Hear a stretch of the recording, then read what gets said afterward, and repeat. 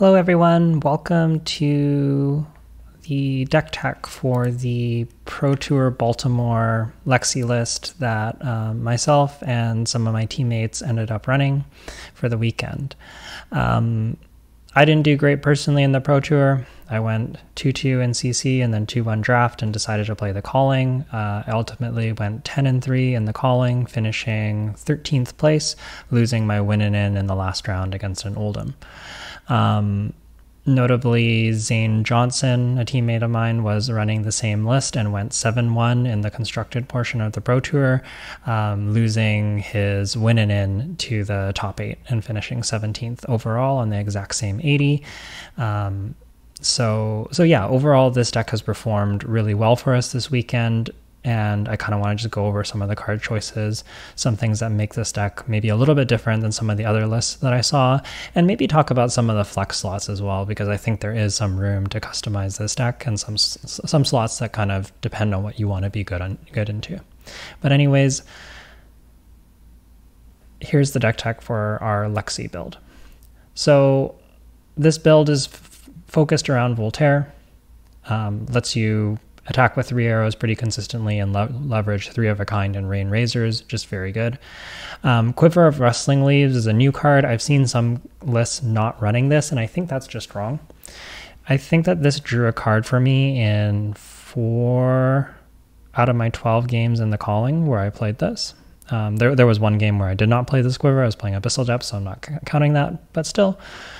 One of the things I talked about in the podcast is that drawing a card 1/3 of the time is still very good. You can imagine this is like an equipment that you start with, you roll a die, and on a 5 or a 6, you essentially draw an extra card because you get to get an extra attack in you wouldn't have otherwise, or maybe you have a 3 of a kind turn and you have these extra blues and you can just turn it into an arrow and then get a double arsenal. All of that is pretty valuable, and the 1 equipment slot is well worth it. The other main board equipment here is pretty standard. New Horizon, the deck really needs this to function. Tunic is just a ton of value. Bullseye Bracers allows you to fire an extra arrow and is very powerful, especially in late game scenarios or on combo turns. And Snapdragon Scalers is really the boots of choice for this deck. Because of the Ponder tokens, you often end up in spots where you might want to arsenal 2 red arrows, and just turning your Snapdragon Scalers into an additional red arrow, so like a 4 power on hit, is very, very good. Not to mention it can facilitate combo turns where you play out your 3rd attack, then you bullseye in a 4th one, or you quiver a Rustling Leaves in a 4th one. Snapdragons facilitates all of that. So this is the main boot that we're running, and notably Perch Grapplers is not included. I think that Perch Grapplers is pretty good into decks like Katsu and decks like Bravo, where you really want the breakpoints. But I personally don't love it in the mirror because of the existence of Drill Shot, which usually taxes your equipment pretty heavily and means that you just kind of have to block the first thing that you get a chance to, and you don't really get to block that on hit that you really, really want to block. And so overall, I feel like Snaps is just the higher value card in the mirror. And so this is pretty much the equipment suite that we run into basically every single deck. These 6 equipment pretty much don't change. The couple other equipment that we do have, though, is Quiver of Abyssal Depths. This is exclusively for Oldham. It allows us to not get fatigued as easily, and I think it is worth the deck slot. And finally, Heart of Ice. This is exclusively for Kano. I wouldn't recommend playing it against Icelander. Against Icelander, I just like AB1 and Tunic and Snaps to stay aggressive. I think you just want to race them down as fast as you can. And yeah, Heart of Ice is really just for Kano, and activating it in the late game when you have a full hand and forcing them to either kill you with a full hand through AB2 or let you just attack them without fear of getting comboed is really good. So Heart of Ice is kind of like a one card Kano sideboard that I think makes the matchup pretty favorable for you. But if you're not expecting any Kano, you could maybe trim the slot. Okay, that's the equipment. Let's move into the main board. So the main board is going to be very similar to what I showed off in Baltimore in the deck list I had there. Notably, there's 16 blues. They are all arrows. I really do like having the blue arrows as just more 3 blocks. I see some people running blue Winter's Bite, which I think is also fine. It does mean you're going to block a little bit less and potentially tax either lower your arrow count overall or tax your ability to run non-arrows in your deck. But that's a decision you can make, and I do think that 16 blues is about the right number. You can go up or down a little bit depending on how your deck's built, but I've really liked having 16 blues. The 0 costs are good because they essentially come in as 3-for-1 go-agains, which is pretty strong for a blue. And then these blue 1 costs are just pretty good universal arrows that have nice on-heads. Sedation Shot is mostly there as a hedge into Oldham. Hamstring Shot is for the Azalea matchup, but does end up coming up quite a lot against a variety of decks, and so it's just pretty flexible and a pretty solid blue. But I think you could change these blues to pretty much anything that you wanted, depending on the metagame you're wanting to target. In terms of reds, we of course have the yellow and red Bolton Shot. Bolton Shot just being a fantastic arrow, the natural go again if you're able to pump it, and the reload are both really good. Falcon Wing is a nice arsenal off Ponder, and you can give it +1 with Voltaire to come in for 4 as a 4-for-0. I think it's quite a bit better than Pathing Helix, and sometimes it's also just a target that you want to Codex of Frailty. So Falcon Wing has been really impressive for me. Drill Shot and Searing Shot both essentially deal 5 damage if they hit. Taxing equipment with Drill Shot is really, really powerful and something that, you know, is great, and it's pretty much in every Ranger deck for a good reason. And of course, Endless Arrow, sort of like a snatch that draws you into another snatch, which is really good, and it also blocks 3. It's just incredible with 3 of a kind, with Voltaire, and is one of the highest value cards that you can have as far as your arrows go. So nothing too outstanding in terms of those arrows. We're running about 8 total 1 costs. So what I've shown you so far is 40 arrows, including these 6 1 costs, Heatseeker and Infecting Shot, which just stay in every matchup because they're so universal. And then we usually play 2 1 costs, so either the 2 Sedations or the 2 Hamstring Shots, just depending on whichever one you think is more relevant in the matchup. Again, Hamstring Shot I have found really helps with the Azalea matchup. I've liked having the 4 Hamstring Shots, and Sedation is especially good into Oldham, but has applications elsewhere, like Icelander. I think, again, you could customize these 1-cost arrow slots if you wanted, but I do like running the 42 arrows pretty much in every matchup. We'll talk about the exceptions, but pretty much when you run a 60-card deck, I like running 42 arrows. It means you have a lot of 3 blocks and a lot of consistency, and you just get to choose which 42 arrows you would rather run. And so we'll talk about this more when we get into the sideboard, but maybe a big difference between this list and the Chicago list, as well as the list I see some other people running, is that we're only running the 44 arrows in total, and we're using our sideboard slots instead to customize our non-arrows and to change a little bit of how our deck is playing into certain matchups. And so I think this lower total arrow count is something that is quite different from other lists, and something that makes our list stand out, and I think that it is kind of the right direction to take the deck. Other 1-cost arrows that are close for me that I might include is Remorseless. I do think it's pretty good in the mirror as well. Okay, so that's the arrows. Other core cards are here.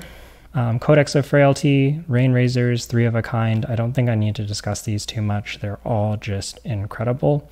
Very, very good cards, and you're just going to play them in every matchup. Codex of Frailty, don't be afraid to pitch it, but you do want to be trying to play it most of the time.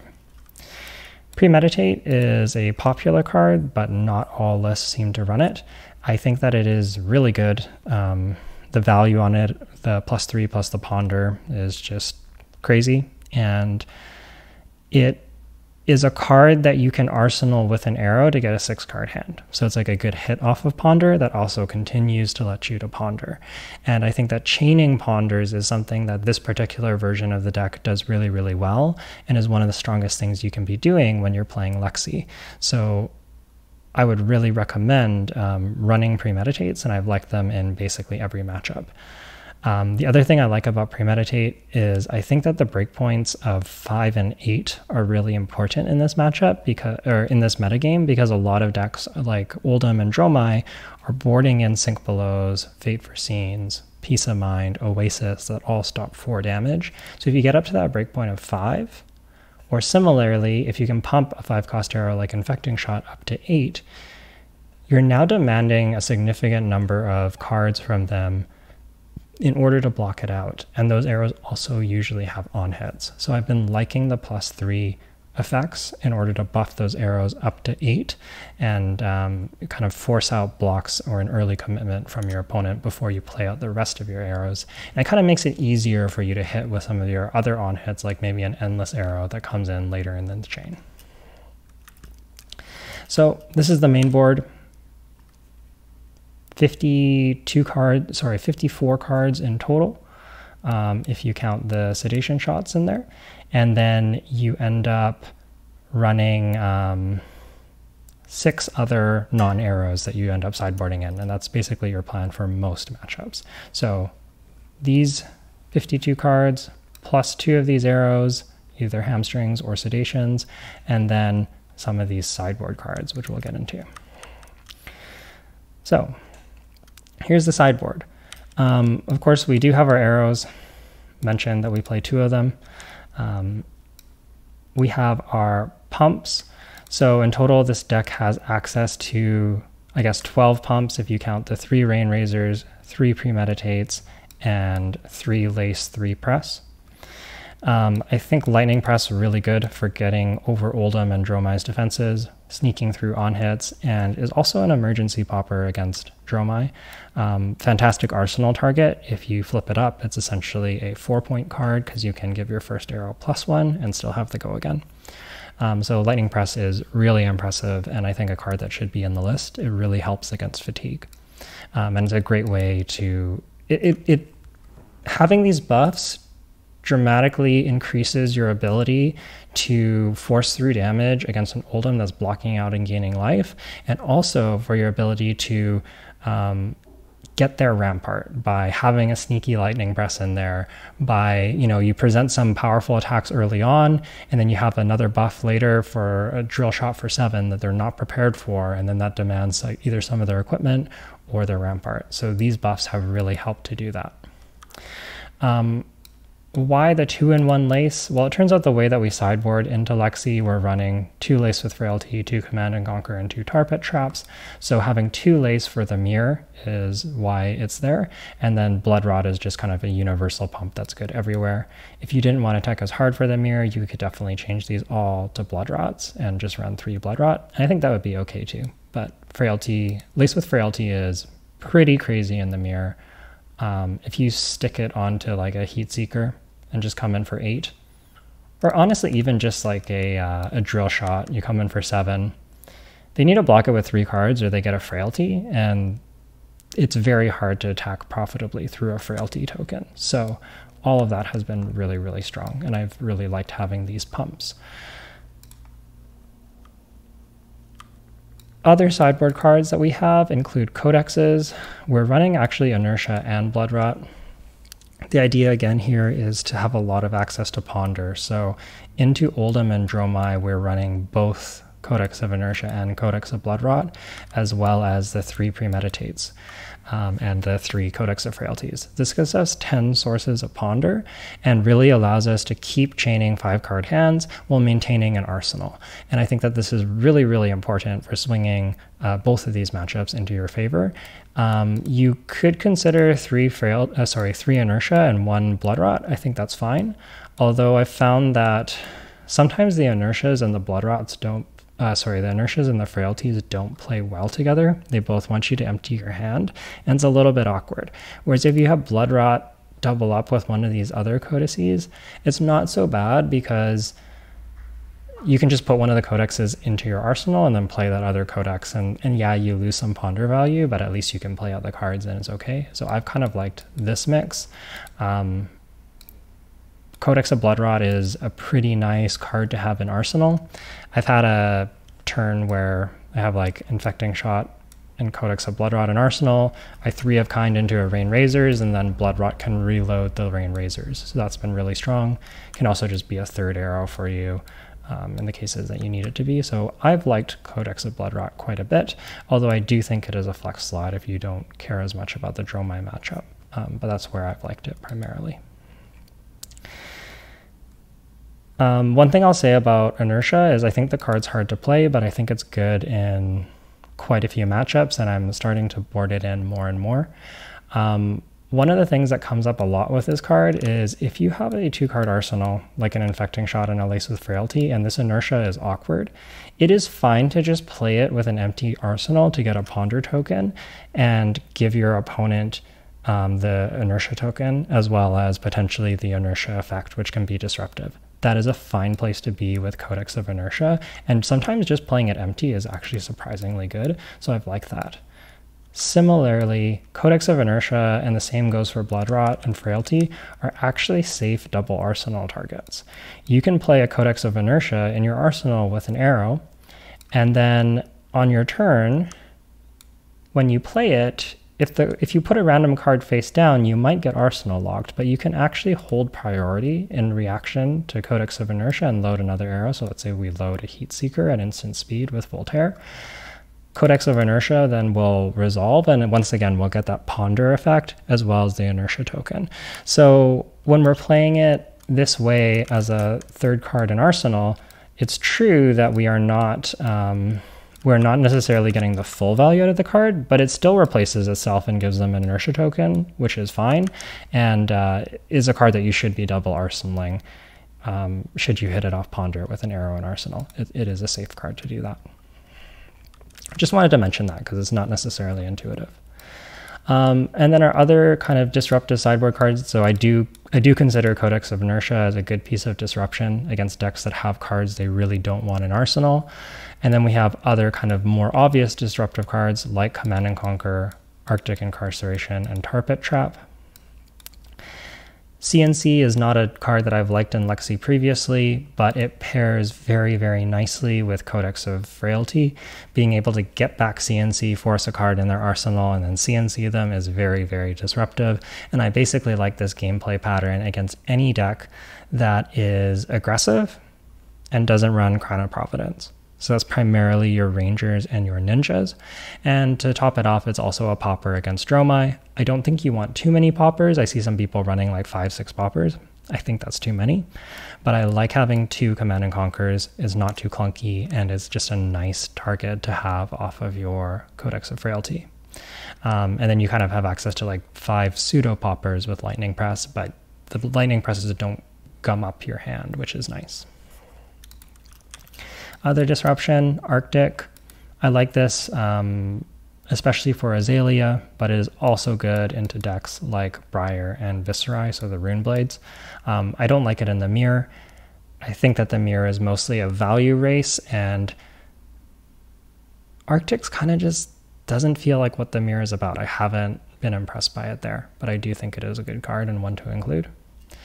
Tar Pit Trap. I know this is a card people are divided on. The ability to stop on hits is really, really powerful in the mirror and has applications against decks like Katsu and even Briar. I think that it is a tricky card to play with, and you kind of need to consider like what their likely threats are. But sometimes you can block out their second attack if you know they have a threatening third attack in Arsenal. Like let's say as Lexi, they're attacking you with an Infecting Shot. They have a Heat Seeker in Arsenal. You can block out that first Infecting Shot and then also blank the Heat Seeker's hit effect as well at the same time. And doing that is just so good. So I think Tar Pit Trap is insane. It's frequently worth about 5 points of value when you defend with it. And it's also just a yellow pitch card when you don't need it to be. So when you don't need it to be turning off defense reactions, or sorry, attack on hits. Then you can just pitch it, and that's fine as well. So Tar Pit's a card that I really, really like, and it can also help you not get blown out by like Rain Razor Endless turns. This stopping Endless Arrow can be very devastating, and I've seen Tar Pit be worth like upwards of 11 points of value. So Tar Pit Trap, very good. get some practice playing with it. I think that finding the optimal spots to turn off their on hits is a little bit tricky, but well worth it. So that's pretty much the 60. I do want to talk a little bit about how to sideboard with this deck. I'll include a link to the deck list that does have a full sideboard guide, but I want to talk about some of the key ideas in this deck that might not be obvious at first glance. So first off, let's talk about sideboarding in the mirror. I kind of mentioned that you want some of your disruption, so I like Command and Conquers, Tar Pit Trap, Lace with Frailty, and Hamstring Shots in the mirror as ways to just kind of slow down the opposing Lexi and still allow you to block. These pumps have been really impressive, especially in combination with Premeditate. Just the 8 power. It turns out that Lexi's pretty good at blocking with 2 cards, but when you strip 3 cards for them to stop your Heat Seeker, if you have like a Heat Seeker Lace, it's pretty much just a forced 3-card block, and that is very, very good. The difference between 5 and 8 in this format is extremely substantial. So yeah, that's what I like there. If you are sideboarding into Dromai, we actually end up bringing in our Lightning Presses, our Codices, and our CNCs. I also like bringing in Hamstring Shot as a hedge into some of like the red line Dromai builds, and then cutting actually some of our arrows. So Dromai is actually an unusual matchup where we're not running our usual 42 arrows. I take out these 2 Searing Shots, and I usually take out a blue Sedation as well. So I'm cutting 5 arrows total, which means we're running a total of 39 arrows. And instead of just boarding in our usual 6 non-arrows, I'm boarding in 3 additional ones. So we have 9 total non-arrows that we're boarding in here. The Codices, the Command and Conquers, and the Lightning Presses. Boarding out the blue and some of the 1-cost arrows means that our curve is actually lower. So when you're running these 0 costs, these Codices and the Lightning Presses, it actually lowers your curve and you don't need quite as many blues. And what I found is that having all the Ponder really lets you just keep pressing 5-card hands into them over and over and over again and create these very big turns and a lot of pressure. So I've been very impressed with this sideboard plan into Dromai. I actually think that the matchup was decently difficult. I felt kind of unfavored into it until we started lowering the arrow count just a little bit and making the deck have a little bit more of essentially these go again effects, right? With the Codices and the Lightning Presses. Just more way to leverage big hands is the key idea here. So that's Dromai. And yeah, pressure really is the name of the game. Of course, you do have to clear dragons sometimes, but you don't want to overdo it. You don't want to give them too much space. Maybe the final matchup that I will talk about is Oldhim. So against Oldhim, we're actually boarding up significantly. We're running 66 cards. All of the pumps come in. Yes, the frailties aren't the best ones. I think if you really wanted to target Oldhim, Seek and Destroy is fantastic, and Lace with Bloodrot is very good as well. But these cards are all pretty good. Again, these Codices could easily be more Laces, and I think that's a fine way to go, although I do like the Ponder generation against Dromai, and I'd probably run a 3rd Inertia if I wasn't running 2 Bloodrots, but you're running a full 66 cards, just leaving out these Tar Pits, CNCs, and Arctics that aren't doing as much, and then playing the Abyssal Depths over the Rustling Leaves Quiver, just to help against fatigue. In general, this kind of sideboard plan really gives you a lot of reach against fatigue and lets you have way more 6-card hands and way more ability to do things with go again. Like with the pumps, you can do a 3 of a kind turn where you play 2 pumps, play a 3 of a kind, and then, 2 pumps plus a 3 of a kind is a +6. Usually your Rain Razors is only a +6, so you've basically created another Rain Razors level turn in terms of output that you wouldn't have had otherwise. And yeah, if you haven't tried playing with pumps into Oldhim, I would try it. I think it's very, very good, especially into fatigue. if Oldhim trends more mid-range and fatigue isn't really a concern, I might do something like trim some of these codices and maybe just run a bit fewer pumps into them, a bit fewer 2-blocks, so you're able to block a little bit better.